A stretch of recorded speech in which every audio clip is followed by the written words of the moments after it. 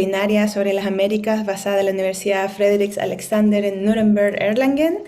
Les damos la bienvenida al segundo día de nuestra conferencia en asociación con SILAS y el grupo de graduados de Practicing Places de la Universidad de Eichstätt y con nuestros medios asociados Romcom TV en YouTube y Sin Fronteras por Radio Set. Estamos muy contentos de poder partir este segundo día. Ayer tuvimos la apertura con una conversación con la académica y activista Paula Serafini, la doctora Paula Serafini, y también con la doctora Vanina Rodríguez para nuestro primer día. Ahora para este segundo día final tenemos dos presentaciones que estarán a cargo de nuestra compañera Andrea Collados y Carlos Mora. Entonces le damos la bienvenida. Le doy el pase entonces a mi colega Ricardo Han, que será quien va a estar de moderador de este panel. Muchas gracias, bienvenidos a todos. Hola Ricardo, ¿cómo estás? Hola, gracias. Bien, aquí estamos, contentos en esta segunda jornada, con dos presentaciones muy interesantes, muy atingentes con lo que se está viviendo actualmente en relación tanto a los cambios, transformaciones que son el tópico de este congreso, ¿no? Y los distintos outputs que se están generando desde la sociedad. Aquí vamos a presentar, eh, vamos a partir con Andrea Collado, que nos va a hablar de un tema que ella ya está desarrollando desde el año pasado y que ahora ya tiene consolidado, ¿no? Que sería eh, una investigación desde la perspectiva de la glotopolítica en relación al lenguaje inclusivo y su desarrollo en Argentina. Eh, Andrea, para resumir brevemente quién es la que nos va a presentar este tema, es profesora de inglés, educadora internacional y conferencista. Ella también tiene un blog bastante interesante, lo he estado revisando un poco, y también es socia cofundadora de la revista electrónica Poliglosa, que también está bastante activa durante este tiempo. Su vida profesional se ha desarrollado en distintos países. No vamos a enumerarlos todos por el tiempo, pero realmente, hablando de continentes, casi los 5. Y ella finalmente realizó aquí su maestría en Erlangen, Nuremberg, en la FAU, sobre las Américas, que es como una maestría que se ha desarrollado bastante en relación a este propio congreso, ¿no?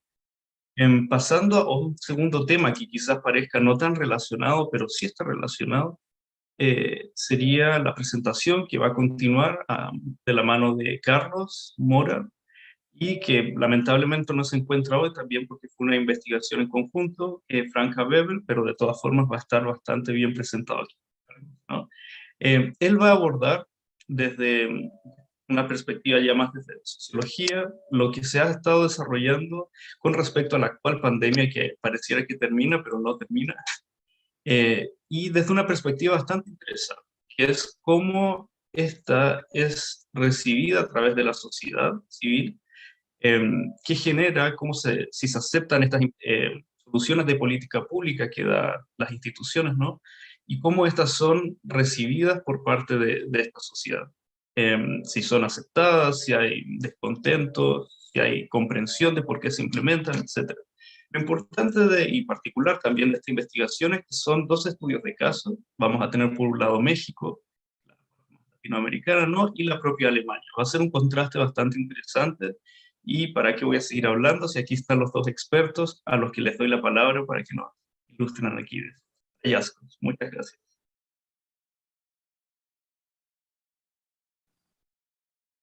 Muchas gracias, Ricardo. Bueno, hola a todas, a todos y a todos. Muchas gracias por la invitación a participar de esta conferencia. Estoy muy entusiasmada y muy agradecida por eso. Voy a empezar a compartirles, si lo puedo, si me permiten, mi presentación, PowerPoint. ¿No tienes el permiso aún? No, no tengo el permiso todavía. Mientras va cargando la preguntas, escribirlas, enviarlas por las plataformas, y en el momento justo las vamos a hacer. No se sientan cohibidos o cohibidas ahí. Eso inquieta. Ahora sí. Gracias, Ricky. Bien. Bueno, antes de empezar también mi presentación, voy a aprovechar para también felicitar a mis amigas y compañeros chilenes por el nuevo presidente que tienen, que bueno, creo que eso, espero que eso implique una Latinoamérica más unida, o por lo menos una Latinoamérica más equitativa, más igualitaria, más feminista y más inclusiva, obviamente. Bueno, básicamente la presentación está basada en mi tesis sobre el lenguaje inclusivo, pero más enfocada al lenguaje inclusivo como posible motor de cambio impulsado por colectivos feministas y disidentes que buscan resignificar la lengua y configurar el mapa social de Argentina. Bueno, definitivamente los movimientos feministas son una de las respuestas a las reconfiguraciones que se han venido empujando desde Latinoamérica.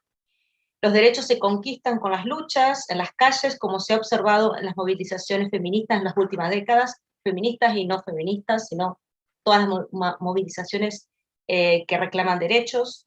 La marea verde es una metáfora que surgió a partir de las diferentes olas que se han ido produciendo a lo largo de la historia.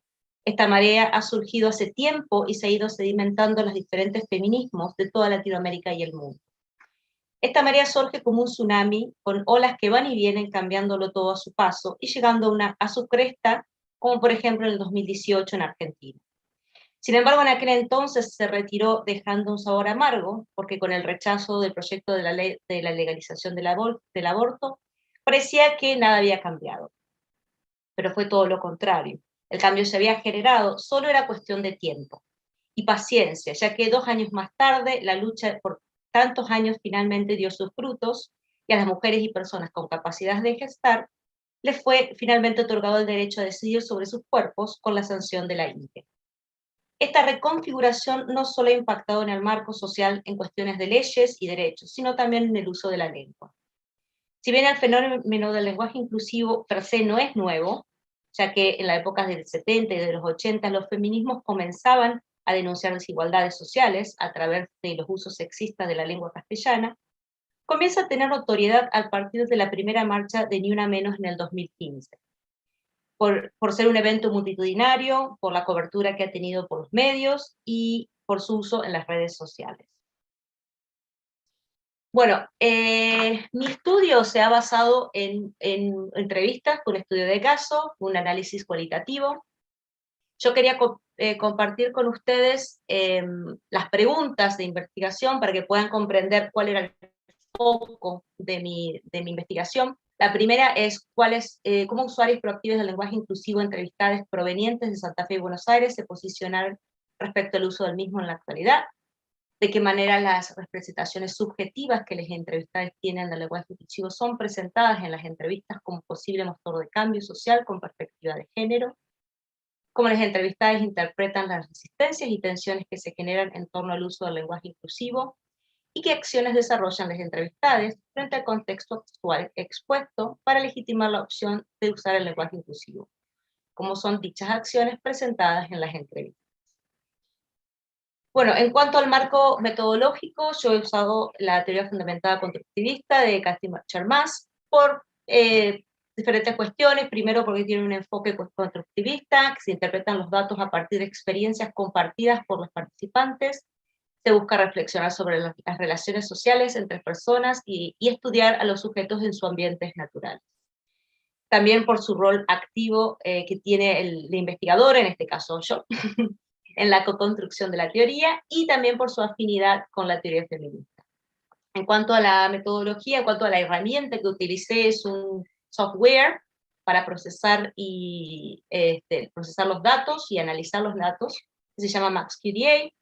Bueno, he hecho varias cosas con este programa, Andrea, como te refinar. interrumpo Sí. un momento, perdón. No estamos viendo la presentación, solo se ve una imagen estática del título. Ah, Si vale, puedes perdón. ponerlo. No quería Sí. interrumpir tu precioso marco teórico, Perdón. pero ahí estamos bien. Continúa, por favor. Ahora sí. Sí.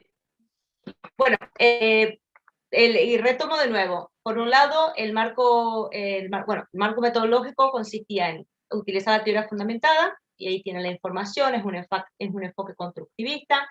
y el rol de la investigadora es crucial porque trabaja en la construcción de la teoría y tiene afinidad con la teoría feminista. El método, la herramienta que he usado fue un software que se llama MaxQDA. Ahí he procesado los datos, los he analizado, he creado diagramas, mapas, he refinado las categorías, he creado categorías que son los temas fundamentales, y bueno, y generado informes, etc. Bueno, no los quiero aburrir con la parte metodológica. Muy bien. Vale, pues en cuanto a lo teórico, el abordaje de mi trabajo fue desde la glotopolítica. Esta es una definición que yo he utilizado. Cuando hablamos de lenguaje inclusivo, no estamos hablando de un cambio lingüístico, porque no estamos hablando de un cambio que se produzca de forma inconsciente. En este caso hay una intención de denunciar una injusticia. Hay una crítica hacia el lenguaje, hay una toma de conciencia que requiere concebir el lenguaje como una práctica social inserta en una lucha de poderes, es decir, como un fenómeno fundamentalmente glotopolítico. Esta toma de conciencia ha sido impulsada en gran medida por los movimientos feministas. También, por supuesto, desde este trabajo se ha fundamentado en el género, en la identidad de género y en los feminismos. El carácter performativo del lenguaje nos etiqueta desde que nacemos cuando el médico dice es un niño o es una niña pasándose en los genitales. La sociedad argentina es una sociedad patriarcal en donde se observan jerarquizaciones y eso se refleja en el uso del lenguaje. Como miembros de esa sociedad y al haber crecido en la misma, hemos naturalizado las desigualdades y el endocentrismo, que se observa en denominación de un género por sobre el resto. Un abordaje con perspectiva de género resulta fundamental, ya que la presente investigación requiere de una teoría que atienda a las diversidades, analizando una multiplicidad de situaciones que apuntan a la comprensión del significado de fenómenos desde la experiencia y la voz misma de los actores sociales. El lenguaje inclusivo se inscribe dentro del feminismo queer, ya que su objetivo es evitar la marca de género que excluyen, es decir, que discriminen. Y bueno, también obviamente las leyes han sido factores fundamentales para no solamente el desarrollo del lenguaje inclusivo, sino también para todos estos movimientos sociales, sobre todo los movimientos feministas. En el 2006 se creó el programa de educación sexual integral, que es muy importante. En el 2010 se aprobó la ley de matrimonio igualitario, en el 12 la ley de identidad de género, la ley Micaela en el 2019, la IBE fue aprobada en el 2020, y finalmente en el 2021 la ley de cupo laboral travesti trans. Ahora vamos a ver algunas definiciones que creo que son importantes. Bueno, esta es la definición de lo que es el lenguaje inclusivo, que la obtuve de la guía para el uso del lenguaje inclusivo de la Universidad de Mar del Plata. Se trata de un fenómeno significativamente controversial, el cual ha generado debates de toda índole en la sociedad argentina. Es importante aclarar que no estamos frente a un cambio lingüístico, sino ante un recurso retórico discursivo que tiene un claro propósito ideológico y político. También es importante distinguir estos 4 términos que a veces se usan como sinónimos, pero en definitiva no lo son. Igualmente no hay ningún problema en que se usen como sinónimos algunos de ellos, ¿no? Tenemos por un lado el lenguaje no sexista, que busca visibilizar las relaciones androcéntricas de poder que se establecen en una sociedad especialmente patriarcal. El hombre y lo masculino como el parámetro de lo humano. Por otro lado, el lenguaje incluyente busca incluir todas aquellas realidades que no se muestran en nuestro discurso o que solo se muestran en forma parcial o estereotipada. Hace referencia a una inclusión más abarcativa y no solo en la cuestión de género. Por ejemplo, personas con discapacidad, migrantes, grupos minoritarios, etc. Luego tenemos el lenguaje neutro. Puede considerarse como una intervención en la lengua castellana que busca terminar con el binarismo de género de la gramática para los seres animados, incluyendo un tercer género que no es ni masculino ni femenino y que aparece como no marcado, es decir, no es indicador del sexo. También se le conoce como tercer género. Y finalmente el lenguaje inclusivo tiene una clara implicancia política y una asociación directa con la disidencia E. Además, para un sector del feminismo, representaría una amenaza para la histórica lucha de la mujer, ya que ahora la E tomaría la posición de género no marcado que anteriormente ocupaba la O. perpetuaría la invisibilización de la mujer, y la A continuaría estando relegada a un segundo lugar. Es por eso que en todo momento yo hablo de feminismos, porque los feminismos son muchos, son plurales, y tienen posiciones muy diferentes. Entonces hay un feminismo más radical que no está a favor del lenguaje inclusivo porque no considere, por ejemplo, las mujeres trans como mujeres. Bueno, en la actualidad existe una amplia producción de material, de manuales y de guías para impulsar el uso del lenguaje inclusivo, el lenguaje no sexista. Bueno, aquí tienen la fuente, este es uno de ellos. También he utilizado para mi trabajo el libro inclusivo, Un lenguaje hacia las equidades, de Malena Sabadregui, el cual recomiendo. Y en mi trabajo yo uso el concepto de lenguaje inclusivo como aglutinador para referirme al uso de cualquier estrategia que permita el discurso inclusivo. ¿Okay? Y ahora después les voy a presentar cuáles son las diferentes estrategias que por lo menos que han usado mis entrevistadas. Bueno, un poco cómo fue la evolución de los discursos inclusivos. Primero se comenzó con el desdoblamiento doble, cuando usamos todos y todas, o todos barra todas. También, posteriormente, el desdoblamiento triple, todos, todas y todes. El problema que tiene el uso de este recurso es que hay una jerarquización, y eso implica una posición política e ideológica. Siempre hay algo que se pone primero, generalmente es el todos, o sea, siempre lo masculino viene adelante, ¿no? Bueno, luego aparece la arroba, con el desarrollo de la tecnología, la aparición de Internet, que también tiene su problema porque hay un claro binarismo y hay quienes lo ven como una pequeña A dentro de una gran O. Luego aparece la X, la cual no se puede pronunciar, ese es su mayor problema. Para algunos parece una tachadura, y los dispositivos utilizados para la lectura de audiolibros no pueden leerlo. El asterisco tiene los mismos problemas que la X, y a su vez también está relacionado con el activismo intersex. Es por eso que personalmente yo creo que la E es la opción más acertada. Sin embargo, obviamente, como ya he mencionado, existe esa controversia en torno a si invisibiliza o no a la mujer. Obviamente que el castellano ofrece otras herramientas para hacer un uso incluyente del lenguaje, como la supresión del artículo, jóvenes en lugar de los jóvenes, hacer uso de determinantes, cada, cualquier, cualquiera, y pronombres sin marca de género, quién, quiénes, usar sustantivos genéricos, persona, o colectivos, ciudadanía, hacer uso de las parífrasis o circunloquio, el ser humano, en lugar de los hombres, usar construcciones metonímicas, la de infancia en lugar del niño, y así como el uso de la forma pasiva y el desdoblamiento de género, entre otras estrategias. Bueno, ahora les voy a mostrar brevemente la caracterización de mi muestra. Fueron 15 participantes. Aquí tienen información en cuanto a, bueno, las diferencias de edades, los géneros y los lugares. Como yo ya les había comentado, me focalicé, creo, en 2 provincias, solamente en Buenos Aires y en Santa Fe, porque es un trabajo para una tesis de maestría. Abarcar todo el país sería como un trabajo demasiado grande. Igualmente sería un trabajo muy interesante, y abarcar toda Latinoamérica también sería, a mí me parece que sería un trabajo sumamente interesante.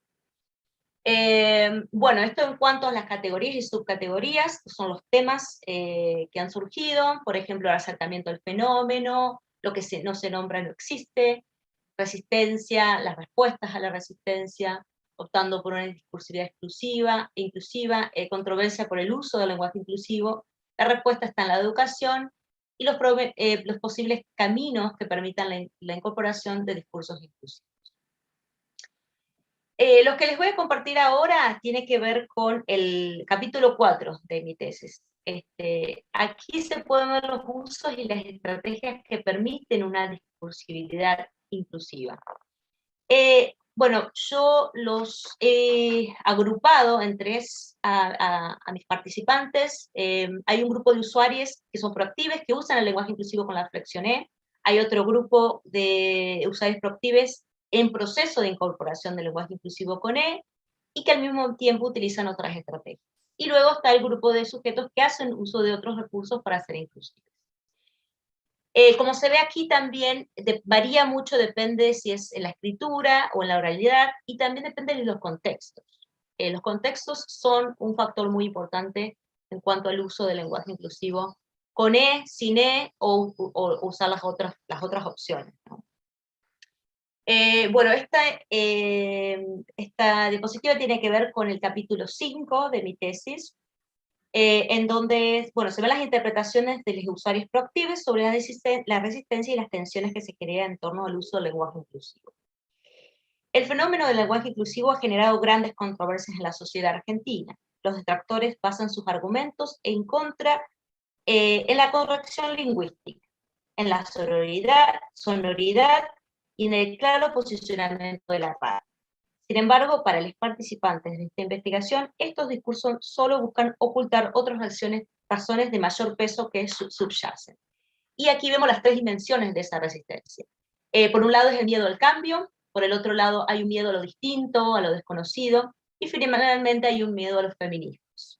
Si hay algo que lo he visto en Argentina, una vez estando acá, que me lo han mencionado básicamente todos mis participantes, es que hay una vinculación directa del lenguaje inclusivo con los feminismos. Y no necesariamente es así. Pero bueno, por ahí parte del rechazo que existe. Y bueno, esta dispositiva pertenece básicamente a la del capítulo número 6, las acciones que desarrollan los usuarios de frente al contexto actual, para legitimar la opción de usar el lenguaje inclusivo. Bueno, como ustedes pueden ver ahí, las redes sociales, el militar es una de las opciones más importantes. La escuela se presenta como terreno fértil para promover y legitimar el uso del lenguaje inclusivo, por ser el espacio para el desarrollo del pensamiento y de la personalidad. La importancia de educar en casa, las universidades tienen diferentes posturas. Sin embargo, en Argentina ya hay 8 universidades que permiten el uso del lenguaje inclusivo. Bueno, obviamente a partir de la literatura y de la traducción es muy importante, y la militancia, ¿no? Bueno, finalmente les quería leer las conclusiones de mi trabajo. Los participantes de este estudio son conscientes del estatuto performativo del lenguaje y del poder del discurso como modo de acción. De ahí la importancia que le otorgan a nombrar. El lenguaje inclusivo es entendido como una pieza fundamental para generar un cambio social, junto a la educación, a la ESI, políticas públicas con perspectiva de género y leyes que atiendan a las diversidades. La variedad de recursos disponibles para ser incluyente convierten a la lengua castellana en un territorio lingüísticamente más rico e invita a reflexionar sobre el lenguaje y el uso que hacemos del mismo. Las elecciones tienen su origen en los posicionamientos políticos e ideológicos. Sin embargo, también se encuentran delimitadas por diversos factores, como los contextos, lugar geográfico, la profesión y ocupación y el factor generacional. La resistencia presenta implicancias que van más allá de la corrección lingüística. Las razones que subyacen tienen relación con el miedo al cambio, a lo diferente y a los feminismos. El lenguaje inclusivo se convierte en un chivo expiatorio. Para legitimar el uso del lenguaje inclusivo, los participantes han desarrollado y desarrollan acciones a través de la educación, la literatura y la militancia, y a su vez proponen nuevas herramientas para que se produzca ese cambio tan anhelado. Sin embargo, son conscientes que todo proceso de cambio requiere de tiempo. Y finalmente, quería compartir con ustedes mis reflexiones, bueno, mis percepciones a partir de mi trabajo de tesis, que yo lo terminé en junio del año pasado. Y bueno, a partir de ahí, ¿qué es lo que ha pasado con este fenómeno? Y bueno, y a partir también de mi restablecimiento en Argentina. Yo volví a Argentina en diciembre, así que hace unos cuantos meses que estoy aquí. Entonces, bueno, quería compartir con ustedes un poco la información que he estado, bueno, observando últimamente. Bueno, quería compartir el link a un diccionario que se llama CADI, que es un diccionario que lo desarrolló la Universidad Iberoamericana de México. Si quieren luego lo podemos probar. Básicamente pones una oración usando el genérico masculino y el diccionario te lo cambia a una forma más inclusiva, pero no está la opción E, ¿okay? Están otras opciones, pero que son más inclusivas. Luego, obviamente, la RAE reafirmó su postura acerca del uso del lenguaje inclusivo. Básicamente la RAE sostiene que no hay ninguna necesidad de usar ningún tipo de forma discursiva que sea con X, con E, ni el desdoblamiento, porque ellos consideran que, porque son la mayoría hombres, consideran que ya con el genérico masculino ya esa función de abarcar a todos los géneros ya está implícito ahí. Posturas políticas.